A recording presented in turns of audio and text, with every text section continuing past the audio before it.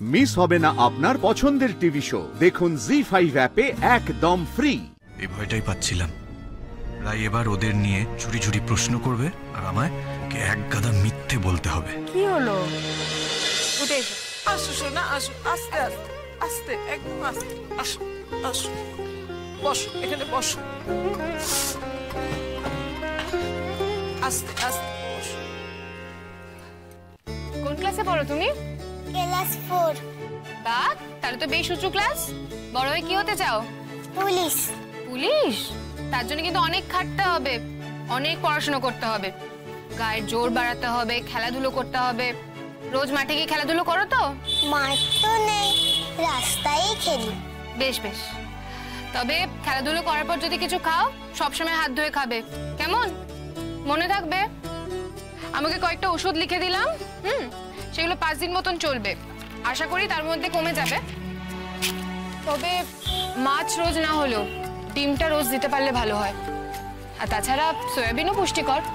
ও ভালো হয়ে যাবে তো ডাক্তার দিদি? ও দুদিন স্কুলে যায়নি। নিশ্চয়ই ভালো হয়ে যাবে। এই দুটো ওষুধ পেটে পড়লেই ভালো হয়ে যাবে, পেটে ব্যথা কমে যাবে। আর পেটে ব্যথা কমে গেলে রোজ স্কুল যেতে হবে, কিন্তু মন দিয়ে পড়াশোনা করতে হবে।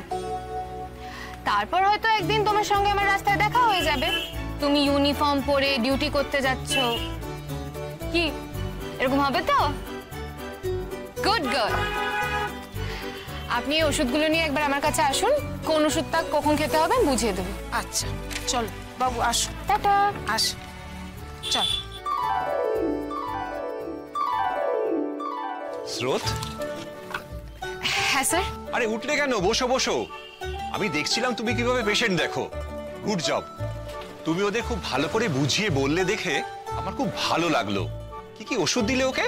স্যার, আমার মনে হচ্ছে ও ল্যাকটোজ ইনটলারেন্ট, তাই দুধ খেয়ে ডায়রিয়া মতন হয়ে গেছে। সেই কারণেই ওকে অ্যান্টিবায়োটিকের একটা কোর্স দিলাম। শরীরে ভিটামিনেরও অভাব আছে, তাই ভিটামিন দিলাম। আর তাছাড়া প্রেশারটাও লো, তবে আশা করছি ইনফেকশনটা কমে গেলে সেটা নর্মাল হয়ে যাবে। আসলে আমাদের এই হসপিটালে আর্থিকভাবে পিছিয়ে পড়া মানুষের সংখ্যাই বেশি। ওদের ঠিকমতো খাবারই জোটে না, তার মধ্যে যেটুকুনি পায় সেটাও যদি আবার খাওয়াটা বারণ হয়ে যায় তাহলে তো ওরা সেটা মানতে চায় না। তাই ওদের খুব ভালো করে বুঝিয়ে বলাটা খুব ইম্পর্টেন্ট। আর তুমি সেটা করলে দেখে আমার খুব ভালো লাগলো। Thank you sir. আরে অনেক বেজে গেছে, তোমার তো ডিউটি আবার ওভার হয়ে গেছে। নিশ্চয়ই তোমার এখনো খাওয়া হয়নি। যাও যাও, তুমি লাঞ্চটা করে না, অন্য কেউ চলে আসবে না হয়। হ্যাঁ যাব, ওরা আসলে ওদেরকে ওষুধগুলো একটু বুঝিয়ে দিই, তারপর চলে যাব। ওরা আসুক। Good. By the way, Prantosh sir কেমন আছেন? ভালো। Great doctor, great teacher and great human being. সার্থকও খুব ভালো ডাক্তার। ও নিজের বাবার এই লেগাসি খুব সুন্দরভাবে এগিয়ে নিয়ে যাচ্ছে। আর তোমার কথা কি বলবো, তোমার রেজাল্ট, তোমার আউটডোর এই পারফরমেন্স একদম বলে দিচ্ছে যে আমরা খুব ব্রিলিয়েন্ট একজন ডাক্তার পেয়েছি। এনিওয়ে, স্যারকে আমার রিগার্ডস জানিও।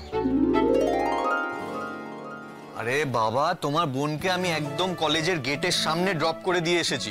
তুমি বলনি বলে, না হলে তোমার বোনকে একদম ক্লাসে বেঞ্চে বসিয়ে দিয়ে আসতাম মহারানী। উফ বাবা না, আসলে স্রোতকে দেখে আমার আজকে একটু আপসেট লাগছিল, তাই চিন্তা হচ্ছিল ওকে নিয়ে, সেই জন্যই বললাম তোমাকে। আর আজকে মনে হয় ওর আউটডোর পেশেন্ট দেখা আছে, কে জানে বাবা, বাইরে রুগী দেখলে যদি একটু মন মরা ভাবটা কমে। আচ্ছা সেসব ঠিক আছে, বলছি আপনি ওষুধপত্র সবকিছু খেয়েছেন?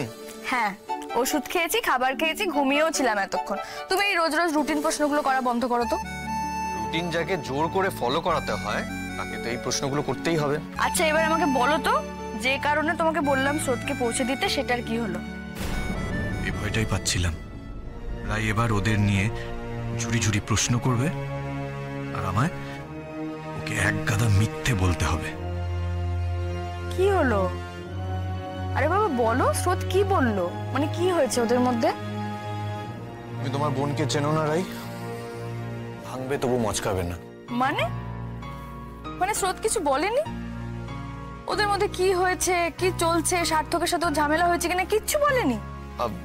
না দেখো, আমার মনে হয় সদ্য কিছু হয়েছে। হ্যাঁ, আর দেখো ওদের মধ্যে তো মানবিমান লেগেই থাকে, হয়তো সদ্য কিছু ঘটেছে তাই ম্যাডাম গোসা করে আছেন। কি হয়েছে বলো তো? তুমি এত সময় নিয়ে উত্তর দিচ্ছ কেন? মনে হচ্ছে যেন ভেবে ভেবে বলছো আমাকে। কিছু চেপে যাচ্ছ না তো? আরে বাবা না না, আসলে আমি ওই একটা ফাইল দেখছিলাম, তাই মনটা একটু ডিস্ট্রাক্টেড হয়ে আছে। তুমি আমাকে ভালো করে বলো তো, তুমি ওকে কি জিজ্ঞেস করলে আর ও কি উত্তর দিল?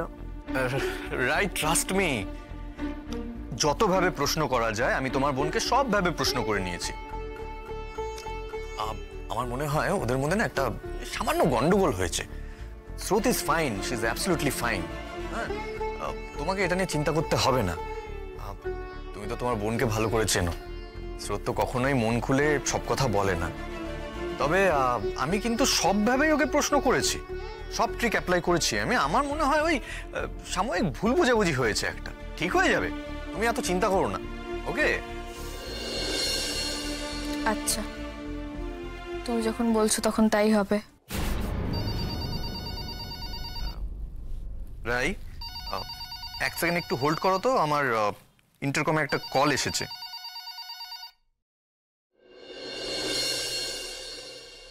হ্যালো, হ্যাঁ, ও এসে গেছেন? আচ্ছা আচ্ছা, তুমি ওনাকে আমার কেবিনে নিয়ে এসো। ওকে। হ্যালো রাই, বলছি আমার একজন স্পেশাল গেস্ট এসেছেন, ওনার সাথে আমার একটা ছোট মিটিং আছে, আমি তোমার সাথে পরে কথা বলি। আর হ্যাঁ, শোনো শোনো শোনো, দেখো তুমি এই বিষয়টা নিয়ে চিন্তা করে নিজের শরীরটা খারাপ করো না প্লিজ। আমি বলছি তো সব ঠিক আছে, এভরিথিং ইজ নর্মাল। ওকে, আমি তোমার সাথে পরে কথা বলছি, রাখছি। ঠিক আছে।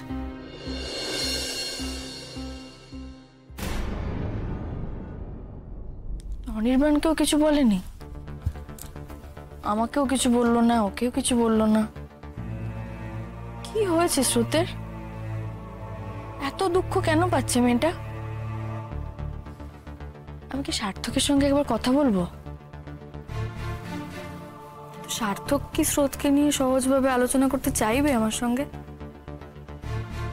না না, একটা ছুটির দিন থেকে স্রোতের পেট থেকেই কথা বার করতে হবে।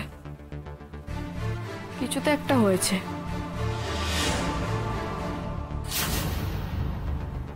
কিরে, তোদের প্রেম আলাপ শেষ হয়েছে? এবার কি আমি এন্ট্রি নিতে পারি? নীলু, তুই আয় তো ভেতরে আয়। কোনো প্রেম আলাপ করছিলাম না আমরা। একটা সময়ের পর প্রেম আলাপ বলে কিছু থাকে না, সব গতানুগতিক হয়ে যায়। আরে বস। হ্যাঁ, নে তোর জানে, দাঁড়া আমি দিচ্ছি। আমি তো অত সব বুঝি না, কি করে বুঝবো বল? আমার তো এই ব্যাপারে খুব একটা এক্সপিরিয়েন্স নেই। আমার প্রেম তো পুরনো হওয়ার আগেই। ঠিক আছে, আমি যাই। আরে কোথায় যাচ্ছিস? চুপ করে বসে এখানে। আরে চাটা এখানে খা আমার সঙ্গে, আমরা দুজনে একসঙ্গে চা খাবো আজকে। আর বলছি, মা ফোন করেছিল তোকে ও বাড়ি থেকে?